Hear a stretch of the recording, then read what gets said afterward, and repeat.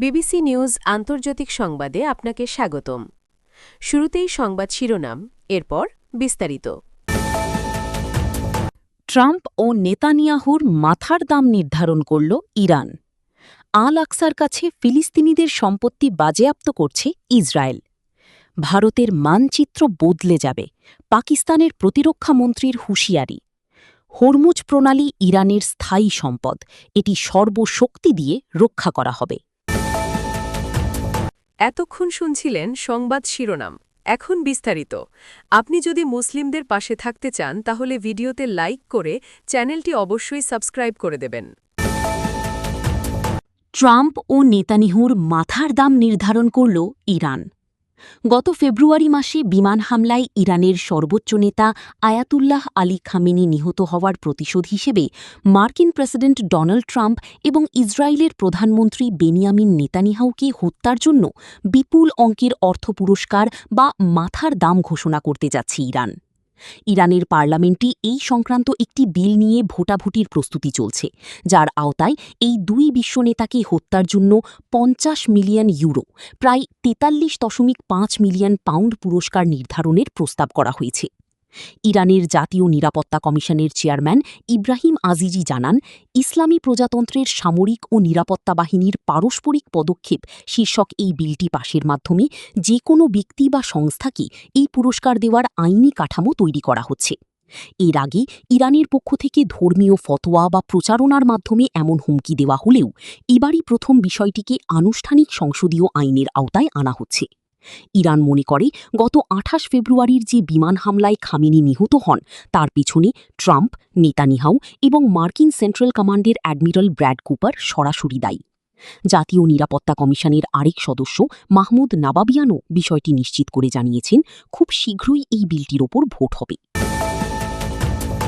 আল আকসার কাছে ফিলিস্তিনিদের সম্পত্তি বাজেয়াপ্ত করছে ইসরায়েল।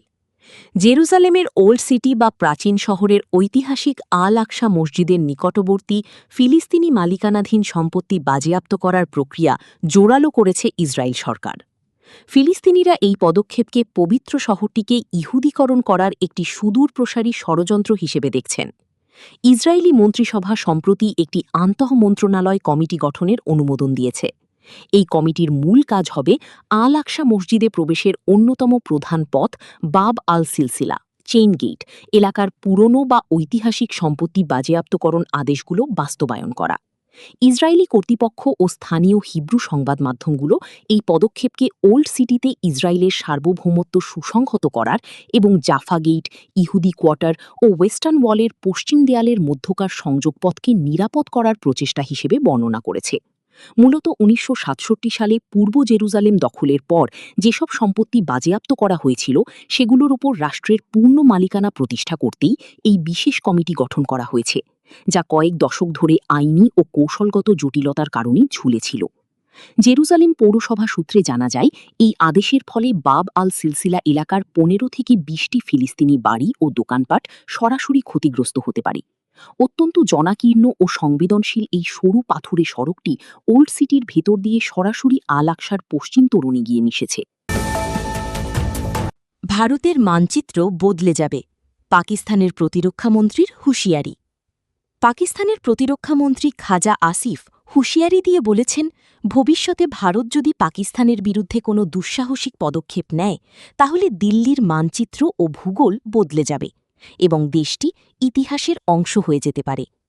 ভারতের সেনাপ্রধান উপেন্দ্র দ্বিবেদীর সাম্প্রতিক বক্তব্যের প্রতিক্রিয়ায় জিও নিউজের ক্যাপিটাল টক অনুষ্ঠানে তিনি এ হুঁশিয়ারি দেন। খাজা আসিফ বলেন, গত ২২ এপ্রিল থেকে ১০ মে পর্যন্ত চলা ১৯ দিনের সামরিক সংঘাতে অপমানজনক পরাজয়ের পর ভারতের সেনাপ্রধান নিজের হারানো সম্মান ফিরে পাওয়ার চেষ্টা করছেন। গত বছরের এপ্রিলে ভারতের হামলার জবাবে পাকিস্তান অপারেশন বুনিয়ান ও মারসুস নামে বড় ধরনের পাল্টা সামরিক অভিযান চালায়। পাকিস্তানের দাবি, তারা ভারতের বিভিন্ন সামরিক স্থাপনায় হামলা চালানোর পাশাপাশি ৮টি ভারতীয় যুদ্ধবিমান, যার মধ্যে রাফালও ছিল, এবং বহু ড্রোন ভূপাতিত করেছে। প্রায় ৮৭ ঘণ্টার সংঘাতের পর যুক্তরাষ্ট্রের মধ্যস্থতায় ১০ মে দুই পরমাণু শক্তিধর দেশের মধ্যে যুদ্ধবিরতি কার্যকর হয়। খাজা আসিফ বলেন, একটি জাতি হিসেবে ভারত মনে করছে তাদের মর্যাদা ক্ষতিগ্রস্ত হয়েছে। তিনি আরও বলেন, আন্তর্জাতিক পর্যায়েও ভারত এখন বিব্রতকর পরিস্থিতির মুখে পড়েছে। বাংলাদেশ, নেপাল ও শ্রীলঙ্কাকে ভারত একসময় নিজেদের প্রভাব বলয়ের অংশ মনে করলেও এখন আগের মতো সম্পর্ক নেই। হরমুজ প্রণালী ইরানের স্থায়ী সম্পদ, এটি সর্বশক্তি দিয়ে রক্ষা করা হবে। হরমুজ প্রণালীকে ইরানের স্থায়ী কৌশলগত সম্পদ হিসেবে উল্লেখ করেছেন দেশটির এক জ্যেষ্ঠ আইন প্রণেতা। তিনি বলেছেন, এই গুরুত্বপূর্ণ নৌপথের ওপর ইরানের অধিকার ও নিয়ন্ত্রণ সর্বশক্তি দিয়ে রক্ষা করা হবে। ইরানের পার্লামেন্টের জাতীয় নিরাপত্তা ও পররাষ্ট্রনীতি কমিটির চেয়ারম্যান ইব্রাহিম আজিজি মঙ্গলবার প্রকাশিত এক সাক্ষাৎকারে একথা বলেন। তিনি বলেন, হরমুজ প্রণালী শুধু জাহাজ চলাচলের পথ নয়, এটি ইরানের জন্য অর্থনৈতিক, রাজনৈতিক ও সামরিক দিক থেকে অত্যন্ত গুরুত্বপূর্ণ একটি কৌশলগত হাতিয়ার। ইব্রাহিম আজিজি সতর্ক করে বলেন, এ অঞ্চলে শক্তি প্রদর্শনের চেষ্টা করলে ইরান তার আইনগত অধিকার রক্ষায় কোনো ছাড় দেবে না। ইরানের সার্বভৌম অধিকার খর্ব করার যে কোনো প্রচেষ্টার জবাব কঠোরভাবে দেওয়া হবে। সম্প্রতি তিনি সামাজিক যোগাযোগ মাধ্যম এক্সে জানান, হরমুজ প্রণালীতে জাহাজ চলাচল নিয়ন্ত্রণে ইরান নতুন একটি ব্যবস্থা চালু করেছে। এর আওতায় নির্ধারিত রুট ব্যবহারকারী জাহাজগুলোকে বিশেষ সেবার জন্য ফি দিতে হবে। তার দাবি, এই ব্যবস্থা আন্তর্জাতিক বাণিজ্যের নিরাপত্তা নিশ্চিত করবে। আজিজি আরও বলেন, ইরান নিজস্ব সক্ষমতা এবং আঞ্চলিক মিত্রদের সমর্থনের মাধ্যমে জাতীয় স্বার্থ রক্ষায় পুরোপুরি সক্ষম। কোনো হুমকি বা নিষেধাজ্ঞা ইরানি জনগণের মনোবল দুর্বল করতে পারবে না।